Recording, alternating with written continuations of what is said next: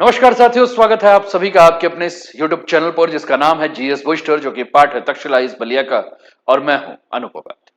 साथियों, क्या दक्षिण एशिया की राजनीति में एक बार फिर बड़ा बदलाव होने जा रहा है? क्या लगभग 10 साल से निष्क्रिय पड़ा सार्क फिर से जिंदा होने वाला है? और सबसे बड़ा सवाल, आखिर बांग्लादेश ने अचानक सार्क को फिर से सक्रिय करने की मांग क्यों उठा दी? क्या यह सिर्फ क्षेत्रीय सहयोग की बात है, या इसके पीछे पाकिस्तान की कोई नई रणनीति काम कर रही? क्या बांग्लादेश वास्तव में दक्षिण एशिया को फिर से सार्क के मंच पर लाना चाहता है, या फिर यह भारत की बिमस्टेक नीति को चुनौती देने की शुरुआत है? साथियों, हाल ही में नई दिल्ली में आयोजित बिमस्टेक के राष्ट्रीय सुरक्षा प्रमुखों की बैठक में बांग्लादेश ने ऐसा बयान दिया जिसने पूरे दक्षिण एशिया की कूटनीति से नई बहस छेड़ दी। ढाका ने कहा कि सार्क और बिमस्टेक को एक दूसरे के पूरक के रूप में साथ मिलकर काम करना चाहिए। पहली नजर में यह सामान्य कूटनीतिक बयान लग सकता है, लेकिन जब हम इसके पीछे की राजनीति, इतिहास और रणनीतिक हितों को समझते हैं तो यह मामला कहीं ज्यादा बड़ा दिखाई देता है। क्योंकि एक तरफ भारत पिछले कई वर्षों से बिमस्टेक को अपना प्रमुख क्षेत्रीय मंच बना रहा है, तो दूसरी तरफ पाकिस्तान सार्क को फिर से सक्रिय करने की कोशिश करता रहा। अब जब बांग्लादेश भी खुलकर सार्क की वापसी की बात कर रहा है, तो सवाल उठना स्वाभाविक है कि आखिर इसके पीछे असली मकसद क्या है? क्या यह केवल एक क्षेत्रीय सहयोग की पहल है, या फिर दक्षिण एशिया में बदलते शक्ति संतुलन का संकेत?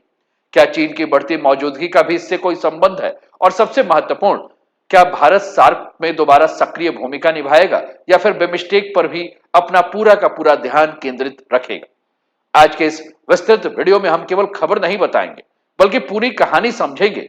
हम जानेंगे कि सार्क की स्थापना क्यों हुई, यह संगठन लगभग निष्क्रिय कैसे हो गया, भारत ने बिमस्टेक को प्राथमिकता क्यों दी, और बांग्लादेश की नई विदेश नीति के क्या संकेत हैं। पाकिस्तान को सार्क से क्या फायदा दिखाई देता है, चीन इस पूरे घटनाक्रम को किस नजर से देख रहा है, और आने वाले वर्षों में दक्षिण एशिया की क्षेत्र राजनीति किस दिशा में जा सकती है। तो वीडियो को अंत तक जरूर देखिए, क्योंकि अंत में हम 3 संभावित भविष्य के परिदृश्यों का विश्लेषण भी करेंगे, जिनसे यह समझना आसान होगा कि दक्षिण एशिया में आगे सार्क मजबूत होगा, बिमस्टेक आगे बढ़ेगा, या दोनों समानांतर रूप से काम करेंगे। तो चलिए शुरू करते हैं आज के सेशन को। और साथियों, आज का यह वीडियो थोड़ा सा लंबा होगा, तो बहुत धैर्य के साथ एक एक पॉइंट्स को जो है वो सुनिएगा, और आपके जो भी विचार हैं वो कमेंट के माध्यम से हम तक अवश्य पहुंचाइएगा। साथियों, इस वीडियो को आप कहां से देख रहे हैं ये भी कमेंट के माध्यम से आप अवश्य बताएं, और चैनल को अभी तक सब्सक्राइब नहीं किया तो चैनल को सब्सक्राइब करके बेल आइकन दबा दीजिए कि यहां आने वाले हर वीडियो का नोटिफिकेशन आप सभी को समय पर मिल सके। वीडियो अगर पसंद आए तो लाइक और शेयर भी अवश्य कीजिएगा। तो आज का टॉपिक आपके स्क्रीन पर है, बांग्लादेश की नई चाल, क्या लौटेगा सार्क, नेपाल क्या फिर बनेगा किद, और भारत क्या करेगा? ऐसे कई सारे प्रश्न हैं जिस पर आज हम सवाल का जवाब ढूंढेंगे। द इकोनॉमिक्स टाइम्स और द बिजनेस स्टैंडर्ड दोनों ने इस न्यूज को कवर किया है। इकोनॉमिक्स टाइम्स लिखता है, Ajit Doval chair BIMSTEC NSA meeting on terrorism, cyber security and organised crime in Bay of Bengal. और दूसरा अगर हम बात करें तो BNP want to revive SAARC after forming government से तारीख, और इसके बाद भी अगर हम बात करें तो इस न्यूज को जो है वो बढ़ाया जा रहा है। यानी सार्क की वापसी, दक्षिण एशिया की नई भू राजनीति जो है, इस पर हम चर्चा करेंगे। साथियों, आप अपने स्क्रीन पर देखिए, एक तरफ सार्क का लोगो है, दूसरी तरफ आपको बिमस्टेक का लोगो देखने को मिल रहा है, और ये सार्क जो भी मेंबर है। लेकिन सबसे पहले सवाल है कि सार्क है क्या और इसकी स्थापना क्यों हुई। साथियों, सबसे पहले समझना बहुत ही ज्यादा जरूरी है कि आखिर सार्क है क्या, क्योंकि जब तक इसकी पृष्ठभूमि नहीं समझेंगे तब तक यह भी समझ में नहीं आएगा कि आज इसे फिर से सक्रिय करने की मांग इतनी महत्वपूर्ण क्यों मानी जा रही। सार्क का पूरा नाम है South Asian Association for Regional Cooperation, यानी कि दक्षिण एशियाई क्षेत्रीय सहयोग संगठन, और इसकी आधिकारिक स्थापना 8 दिसंबर 1985 को बांग्लादेश की राजधानी ढाका में हुई थी। यानी कि 1985 में इसकी स्थापना हुई थी। और ये जो कंट्रीज आपको देखने को मिल रहे हैं, इस कंट्रीज को अगर हम बात करें तो आपको ये उस समय की 1985 की तस्वीर आपको दिख रही है, जब सार्क का गठन हो रहा था। और ये ऑफिस है South Asian Association for Regional Cooperation, ये सेक्रेटरीट ऑफिस है। और ये सार्क मेंबर आपको आपके स्क्रीन पर दिख रहे हैं, अफगानिस्तान, पाकिस्तान, इंडिया, नेपाल, भूटान, बांग्लादेश, श्रीलंका और मालदीव, और ये सारे सार्क कंट्री जो कि आप मैप पे देख रहे हैं। साथियों, इस संगठन के स्थापना के समय 7 देश इसके संस्थापक सदस्य थे, जिसमें भारत, पाकिस्तान, बांग्लादेश, नेपाल, भूटान, श्रीलंका और मालदीव थे। और सबसे नवीनतम जो सदस्य आपको देखने को मिल रहा है वो है अफगानिस्तान, जो कि हाल फिलहाल में 2007 में 8वें सदस्य के रूप में बना। यानी आज सार्क में कुल 8 सदस्य देश है। अगर इन देशों की आबादी को जोड़ दिया जाए तो ये दुनिया की लगभग 1/4 आबादी का प्रतिनिधित्व करते हैं। यानी जनसंख्या के हिसाब से दुनिया के सबसे बड़े क्षेत्रीय संगठनों में से एक है। लेकिन सवाल है कि आखिर इसकी जरूरत क्यों पड़ी। 1980 के दशक में दक्षिण एशिया के देशों के बीच व्यापार बहुत कम था। सीमा विवाद थे, गरीबी एक बहुत बड़ी चुनौती थी, शिक्षा और स्वास्थ्य जैसे बुनियादी समस्याएं भी थी, और अधिकांश देशों की अर्थव्यवस्था अभी विकास के शुरुआती चरण में थी। ऐसे समय में बांग्लादेश के तत्कालीन राष्ट्रपति जियाउर रहमान ने एक विचार रखा। उन्होंने कहा कि यदि यूरोप के देश आपसी सहयोग से आगे बढ़ सकते हैं, तो यदि दक्षिण पूर्व एशिया में एशियान जैसे संगठन बन सकते हैं, तो दक्षिण एशिया के देशों को भी एक ऐसा मंच बनाना चाहिए जहां वे साझा समस्याओं का मिलकर काम करें। और इसी सोच के साथ सार्क का जन्म हुआ। सार्क का उद्देश्य किसी सैन्य गठबंधन का निर्माण करना नहीं था। इसका मकसद था क्षेत्रीय सहयोग को बढ़ाना, गरीबी कम करना, व्यापार को आसान बनाना, तकनीकी सहयोग बढ़ाना, कृषि, शिक्षा, स्वास्थ्य, विज्ञान, पर्यावरण, संस्कृति और लोगों के बीच संपर्क को मजबूत करना। यानी यह संगठन पूरी तरह से आर्थिक, सामाजिक और विकासात्मक सहयोग के लिए बनाया गया। हालांकि इसकी स्थापना के समय ही एक महत्वपूर्ण नियम बनाया गया था कि सार्क मंच के पर किसी भी सदस्य देश के बीच मौजूद द्विपक्षीय विवादों पर चर्चा नहीं की जाएगी। और यह नियम इसलिए रखा गया था कि भारत और पाकिस्तान जैसे देशों के आपसी विवाद पूरे संगठन को प्रभावित ना कर सके। लेकिन विडंबना यह रही कि जिस विवाद को संगठन से बाहर रखने की कोशिश की गई, वही विवाद धीरे धीरे पूरे संगठन की सबसे बड़ी कमजोरी बन गई। समय के साथ सार्क ने कई संस्थागत व्यवस्थाओं में भी विकसित की। इसके स्थायी सचिवालय के बारे में बात करें साथियों, तो नेपाल की राजधानी काठमांडू में इसका स्थायी सचिवालय आपको देखने को मिलेगा। विदेश मंत्री, विदेश सचिव, विभिन्न तकनीकी समितियों के माध्यम से अलग अलग क्षेत्रों में सहयोग की व्यवस्था बनाई गई। व्यापार बढ़ाने के लिए south Asian free trade area यानी कि साफ्टा जैसी व्यवस्था की शुरुआत की गई। शिक्षा, कृषि, आपदा प्रबंधन, स्वास्थ्य, आतंकवाद रोधी सहयोग और सांस्कृतिक आदान प्रदान के लिए भी कई संस्थान बनाए गए। यानी शुरुआती वर्षों में उम्मीद थी कि सार्क दक्षिण एशिया को एक साझा आर्थिक और विकासात्मक पहचान देगा। लेकिन इतनी अच्छी सोच और मजबूत संस्थागत ढांचे के बावजूद सार्क आज लगभग निष्क्रिय क्यों है, ये प्रश्न जो है वो हमारे दिमाग में। 1985 में क्यों बना सार्क? दक्षिण एशिया के सहयोग की ऐतिहासिक शुरुआत, क्षेत्रीय सहयोग के लिए एक मंच, शांति और स्थिरता को बढ़ावा देना, आर्थिक विकास और समृद्धि और दक्षिण एशिया को एकजुट करना, यही उद्देश्य जो है वो सार्क का था, जिसके साथ इसकी स्थापना हुई, जिसके साथ इसकी शुरुआत हुई। तो सार्क कंट्री है। एसोसिएशन वाज फाउंडेड दिसंबर 8 1985। ढाका में इसके ऊपर चर्चा हुई और सार्क का हेडक्वार्टर कहां बनाया गया? काठमांडू में जो है इसका हेडक्वार्टर बनाया गया। इस पर हम चर्चा कर रहे हैं साथियों। अब जो सवाल है कि क्या हुआ ऐसा कि इतनी मजबूत संस्था थी लेकिन उसके बाद भी सार्क निष्क्रिय क्यों है? तो ऐसा क्या हुआ कि दुनिया के सबसे बड़े क्षेत्रीय संगठनों में गिने जाने वाला यह मंच पिछले लगभग 10 वर्षों से कोई शिखर सम्मेलन तक आयोजित नहीं कर रहा? और यहीं से पूरी कहानी की शुरुआत होती साथियों। अब सबसे बड़ा सवाल यहीं से है कि सार्क के साथ ऐसा क्या हुआ जिस संगठन से पूरे दक्षिण एशिया को बड़ी उम्मीद थी, वह धीरे धीरे निष्क्रिय हो गया। इसका जवाब हमें पिछले 4 दशक की घटनाओं से मिलता है। शुरुआती वर्ष में सार्क ने कई महत्वपूर्ण पहल की, चाहे बात कृषि की करें, शिक्षा की करें, स्वास्थ्य की करें, विज्ञान की करें, पर्यावरण की करें, महिला सशक्तिकरण की करें, गरीबी उन्मूलन की करें।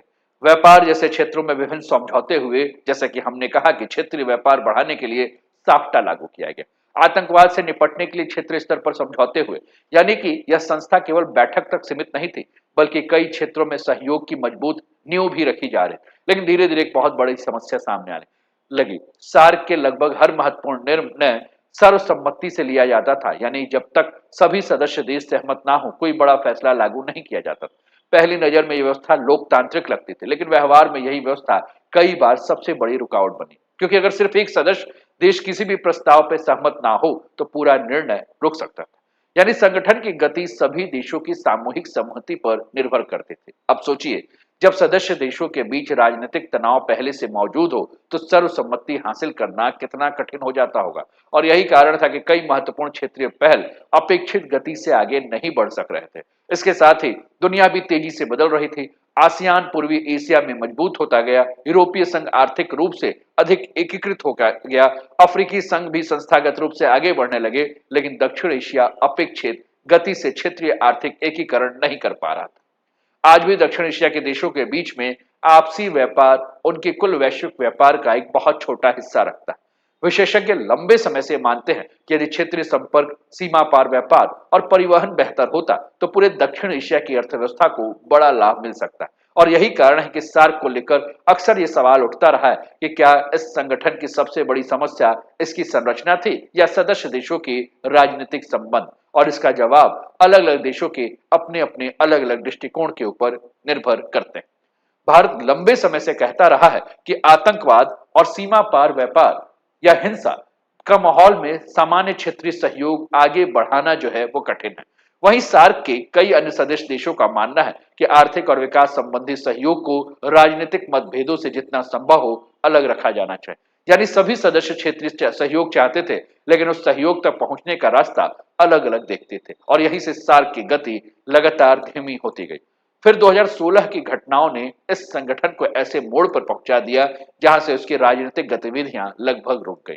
आखिर 2016 में ऐसा क्या हुआ जिसके बाद भारत ने अपने क्षेत्रीय रणनीति में इतना बड़ा बदलाव किया? इस बात को समझना बहुत ज्यादा जरूरी है।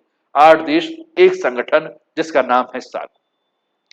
साथियों, 2016 हम उस मोड़ पे पहुंच चुके हैं जिसने केवल सार्क की दिशा ही नहीं बदली, बल्कि पूरे दक्षिण एशिया के क्षेत्रीय कूटनीति को एक नए रास्ते पे लाकर खड़ा कर दिया।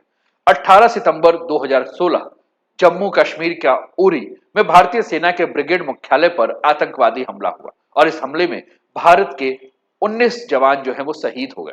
भारत ने इस हमले के लिए पाकिस्तान स्थित आतंकवादी संगठन को जिम्मेदार ठहराया। पाकिस्तान ने इस आरोप से इनकार किया और यहीं से दोनों देशों के बीच तनाव और बढ़ गया। लेकिन इसका असर केवल द्विपक्षीय संबंधों तक सीमित नहीं रहा, इसका प्रभाव पूरे सार्क पे पड़ा। उस समय नवंबर 2016 में पाकिस्तान की राजधानी इस्लामाबाद में 19वां सार्क शिखर सम्मेलन आयोजित होना था। भारत ने घोषणा की कि वह इस सम्मेलन में भाग नहीं लेगा। भारत का कहना था कि आतंकवाद और सामान्य क्षेत्रीय सहयोग साथ साथ नहीं चल सकता। और इसके कुछ ही समय बाद बांग्लादेश, भूटान और अफगानिस्तान ने भी सम्मेलन में भाग लेने से इनकार कर दिया। श्रीलंका ने भी परिस्थितियों पर चिंता व्यक्त की। जब अधिकांश सदस्य देशों ने भाग लेने से इनकार कर दिया तो इस्लामाबाद में प्रस्तावित सार्क शिखर सम्मेलन स्थगित कर दिया गया। और यही वह क्षण था जब सार्क लगभग राजनीतिक ठहराव में चला गया। ध्यान देने वाली बात यह है कि सम्मेलन रद्द हुआ था, संगठन समाप्त नहीं हुआ।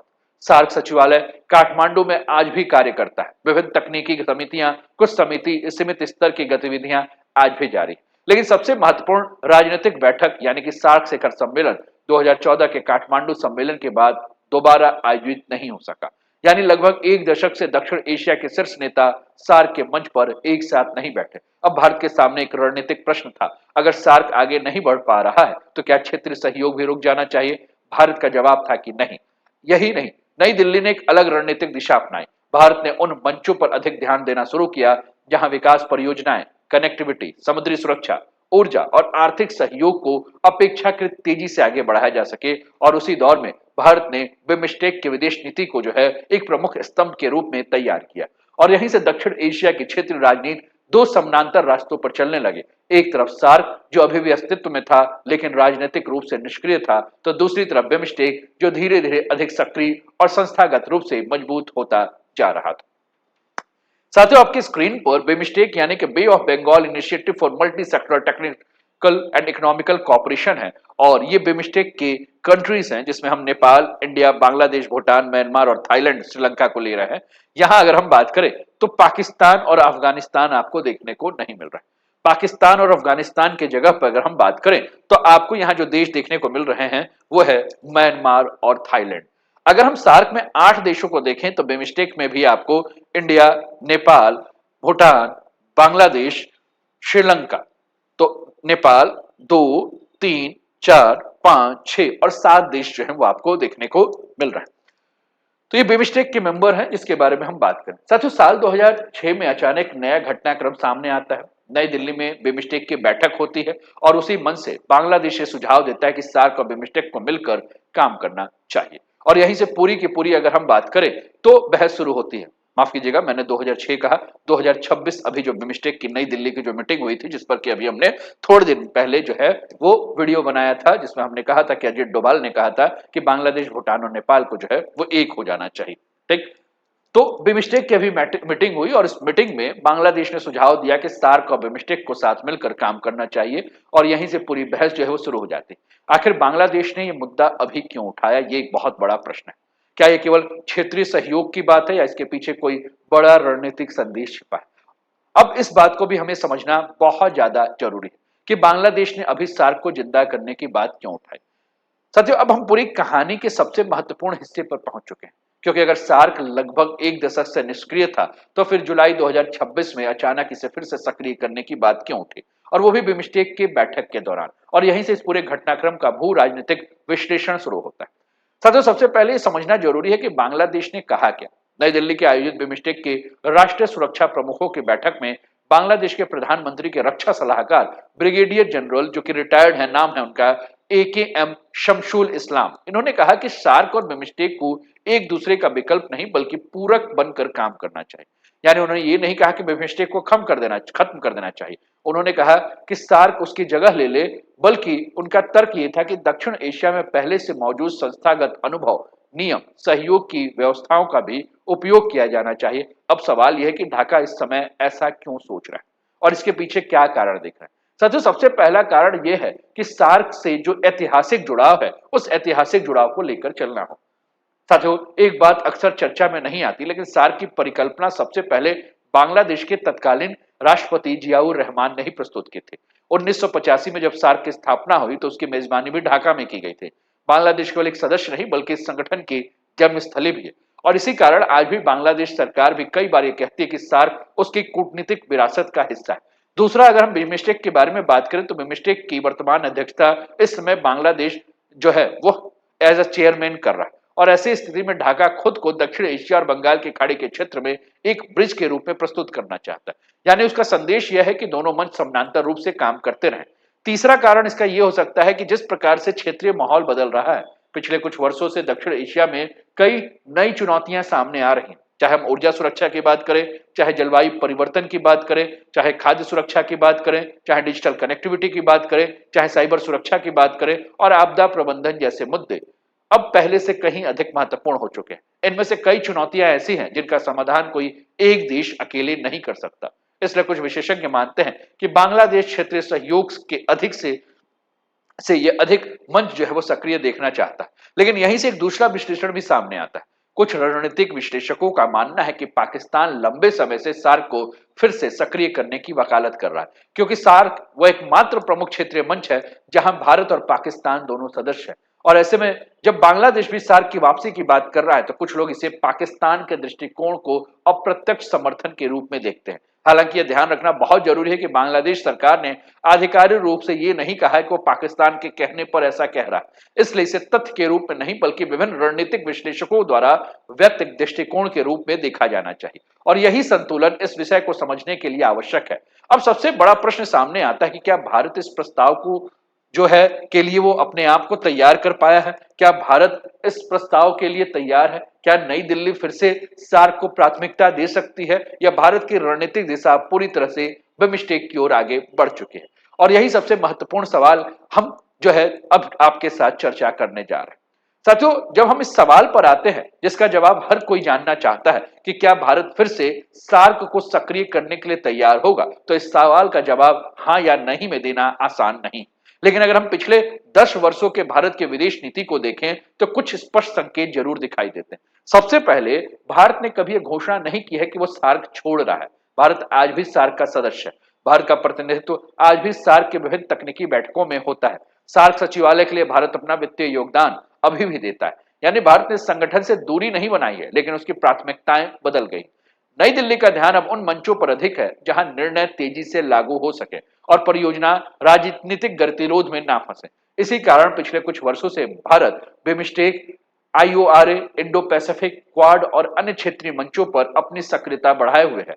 और इसका दूसरा अगर महत्वपूर्ण पहलू आपको समझना है तो आप ये समझ सकते हैं कि भारत का कहना है कि क्षेत्रीय सहयोग और आतंकवाद साथ नहीं चल सकता, और यही कारण है कि 2016 के बाद से भारत ने सार्क शिखर सम्मेलन में भाग नहीं लिया। भारत का रुख आज भी उसकी आधिकारिक नीति का एक महत्वपूर्ण हिस्सा माना जाता है। लेकिन अगर भविष्य में दक्षिण एशिया के राजनीति का माहौल बदलता है तो सदस्य देशों के बीच विश्वास बढ़ता है और क्षेत्रीय सहयोग के लिए नई परिस्थितियां बनती हैं। तो क्या सार्क फिर से सक्रिय हो सकता है? ये सवाल आपसे।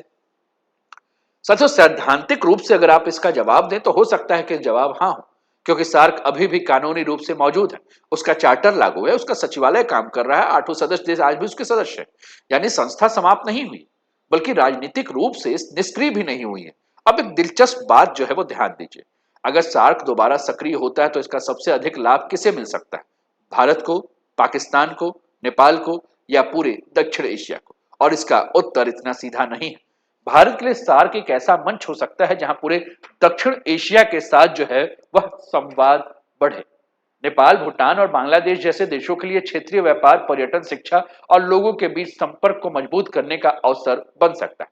श्रीलंका और मालदीव जैसे देशों के लिए समुद्री सहयोग और आर्थिक साझेदारी का अतिरिक्त मंच हो सकता है। और पाकिस्तान के लिए सार्क सक्रिय होने का अर्थ होगा कि उसे भी क्षेत्रीय स्तर पर संवाद का एक महत्वपूर्ण मंच फिर से मिल जाएगा। यानी हर सदस्य देश अपने राष्ट्र हितों के आधार पर सार्क को अलग अलग नजरिए से देखता है। अब यहां आपको क्या देखना है? अब यहां आप देखिए कि पाकिस्तान, मालदीव, अफगानिस्तान, 3 देश जो हैं जो कि बिमस्टेक में नहीं। बाकी अगर हम सार्क और बिमस्टेक के कॉमन कंट्रीज की बात करें तो आपको इंडिया, नेपाल, श्रीलंका, भूटान और बांग्लादेश जो है वो देखने को मिलते हैं। अगर जोड़ दे रहे हैं तो 8 देश, इधर जोड़ दे रहे हैं तो 7 देश आपको देखने को मिल रहे हैं। 5 देश जो है वो कॉमन है। अब इसमें पाकिस्तान को ही लग रहा है कि अगर हम इधर आ जाते हैं तो इन सारे देशों के साथ हम क्या कर सकते हैं? मंच शेयर कर सकते हैं। मेरी बात समझ रहे हैं? और यही चाहता है क्या? पाकिस्तान कि सार्क अगर सक्रिय होगा तो इनके साथ मिलकर जो है हम वो बात करेंगे। और इसलिए दक्षिण एशिया की कूटनीति को अगर हम बात करें तो केवल भावनाओं से नहीं बल्कि राष्ट्र हित से संचालित होते हुए देखना होगा। यही अंतरराष्ट्रीय राजनीति का सबसे बड़ा नियम है। लेकिन अब एक और महत्वपूर्ण प्रश्न बचता है कि सार्क और बिमस्टेक क्या एक साथ चल सकते हैं? क्या दोनों संगठन एक दूसरे के प्रतिस्पर्धी हैं या वास्तव में एक दूसरे के पूरक बन सकते हैं? और यही वो प्रश्न है जिसका उत्तर भविष्य के दक्षिण एशियाई राजनीति को जो है वो तय कर सकता है, और इसे ही हमें अब समझना होगा। चलिए, तो ये हमने मैप जो देखा, ये एक जो चार्ट देखा जिसमें हम सार्क और बिमस्टेक को एक साथ हमने रखा है, और जिसमें हमने बात करते हुए कहा कि एक तरफ सार्क में 8 देश हैं और बिमस्टेक में आपको 7 देश देखने को मिल रहे हैं। और यदि ये संगठन पूरी क्षमता से काम करे तो लगभग 2 अरब लोगों का एक बड़ा क्षेत्रीय बाजार तैयार हो सकता है, और यहीं से इसकी सबसे बड़ी संभावना है। लेकिन यही इसकी सबसे बड़ी चुनौती भी है, क्योंकि जितने अधिक सदस्य हैं उतनी अधिक राजनीतिक जटिलताएं हैं। बिमस्टेक को अगर हम देखें तो यहां सदस्य कम है, निर्णय अपेक्षाकृत तेजी से आगे बढ़ सकता है। फोकस स्पष्ट रूप से कनेक्टिविटी, ऊर्जा, समुद्री सुरक्षा, व्यापार और तकनीकी सहयोग पर है। यानी दोनों संगठनों की कार्यशैली भी अलग है। अब एक महत्वपूर्ण प्रश्न यह है कि क्या दोनों संगठन एक साथ चल सकते हैं? साथियों, अगर सैद्धांतिक रूप से बात करें तो कोई दिक्कत नहीं, चल सकते हैं। क्योंकि नेपाल, भारत, बांग्लादेश, भूटान, श्रीलंका दोनों संगठनों में मौजूद हैं, और इन देशों ने कभी ये नहीं कहा कि उन्हें किसी एक संगठन को चुनना है, बल्कि वे अपने राष्ट्रीय हितों के अनुसार दोनों मंचों का उपयोग भी करते हैं। इसलिए जब बांग्लादेश ने कहा कि सार्क और बिमस्टेक एक दूसरे के पूरक हो सकते, तो इसका अर्थ यही था कि जहां सार्क पूरे दक्षिण एशिया के मुद्दे पर काम करे, वही बिमस्टेक बंगाल की खाड़ी, समुद्री संपर्क, ऊर्जा और दक्षिण पूर्व एशिया से जुड़ी परियोजनाओं पर अधिक ध्यान दे। लेकिन यही एक व्यवहारिक चुनौती भी सामने आ रही। अगर सार्क को फिर से सक्रिय करना है तो सबसे पहले सदस्य देशों के बीच राजनीतिक विश्वास बढ़ाना होगा, क्योंकि किसी भी क्षेत्रीय संगठन की सफलता केवल उसके चार्टर से नहीं बल्कि उसके सदस्य देशों के राजनीतिक इच्छा शक्ति से जो है वह तय होती है। यानी कि असली सवाल यह नहीं कि सार्क बेहतर या बिमस्टेक, असली सवाल यह है कि क्या दक्षिण एशिया के देश अपने मतभेद के बावजूद साझा हित पर साथ काम करने के लिए तैयार हैं। और यही हमें इस पूरी कहानी के अंतिम और सबसे महत्वपूर्ण हिस्से की ओर लेकर जाता है। साथियों, दक्षिण एशिया की राजनीति आगे किस दिशा में जा सकती है? क्या सार्क दोबारा जीवित होगा? क्या बिमस्टेक ही आगे बढ़ेगा, या फिर दोनों संगठन समानांतर रूप से नई भूमिका निभाएंगे? इस पर चर्चा को आगे बढ़ाते हैं। साथियों, दक्षिण एशिया का भविष्य कैसा होगा, इसके 3 संभावित परिदृश्य हो सकते हैं, जिसको लेकर अब हम चर्चा करते हैं।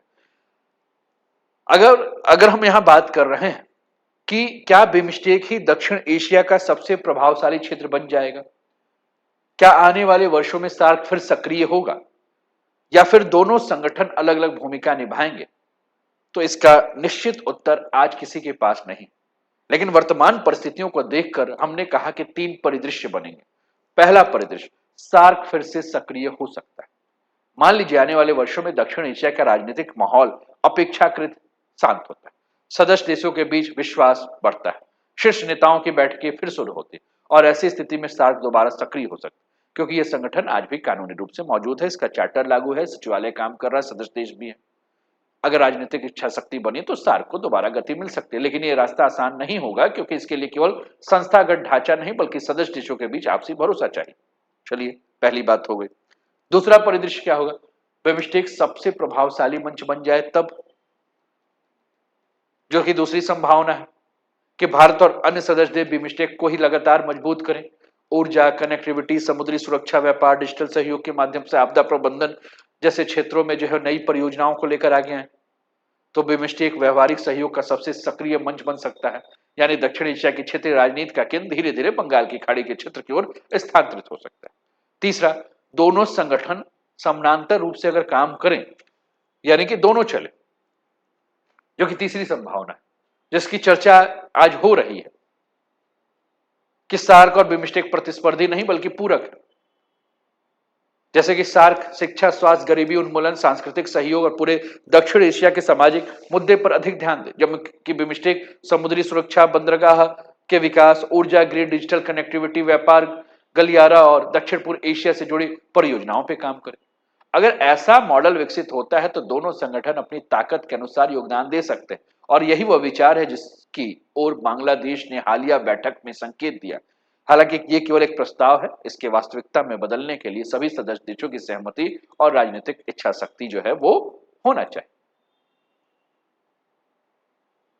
लेकिन हमें एक बात और भी समझना होगा साथियों, कि आज की पूरी चर्चा में जो हम आपके साथ कर रहे हैं, इस पूरी चर्चा से 5 निष्कर्ष निकलते हैं। पहली बात, सार्क समाप्त नहीं हुआ है, बल्कि राजनीतिक स्तर पर पिछले लगभग 1 दशक से निष्क्रिय है।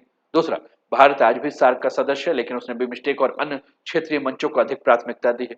तीसरा, बांग्लादेश चाहता है कि सार्क और बिमस्टेक प्रतिस्पर्धी नहीं बल्कि एक दूसरे के पूरक बने, हालांकि तभी संभव होगा जब सभी सदस्य देश चाहें। चौथा, दक्षिण एशिया की राजनीति भावनाओं से नहीं बल्कि राष्ट्रहित, सुरक्षा और आर्थिक प्राथमिकताओं से संचालित होगी। और पांचवा, सबसे महत्वपूर्ण बात, कि दक्षिण एशिया का भविष्य इस पर निर्भर करेगा कि सदस्य देश अपने मतभेदों के बावजूद साझा हितों पर कितना सहयोग कर पाते और किस प्रकार से भारत को अपनी रणनीति को बदलकर काम करना होगा, और किस प्रकार से बांग्लादेश की नई चाल जो है वो सार्क और बिमस्टेक को लेकर आगे बढ़ेगी। और ये तो भविष्य के घर में छुपा हुआ है कि कौन ज्यादा ताकतवर है और दक्षिण एशिया का भविष्य किधर जाएगा। क्या सार्क लौटेगा या बिमस्टेक आगे बढ़ेगा? आपको क्या लगता है? क्या सार्क फिर से सक्रिय होगा या बिमस्टेक ही क्षेत्रीय सहयोग के मंच के रूप में आगे बढ़ेगा? आपकी जो भी राय है वह कमेंट पे जरूर लिखें। अगर वीडियो पसंद आया हो तो लाइक करें, चैनल को सब्सक्राइब करें और ऐसे ही गहन जियोपॉलिटिकल एनालाइज के लिए हमारे साथ जुड़े रहें। स्वस्थ रहिए, मस्त रहिए, तंदुरुस्त रहिए, हंसते खेलते मुस्कुराते हुए जीवन का आनंद लीजिए। जय हिंद, जय भारत।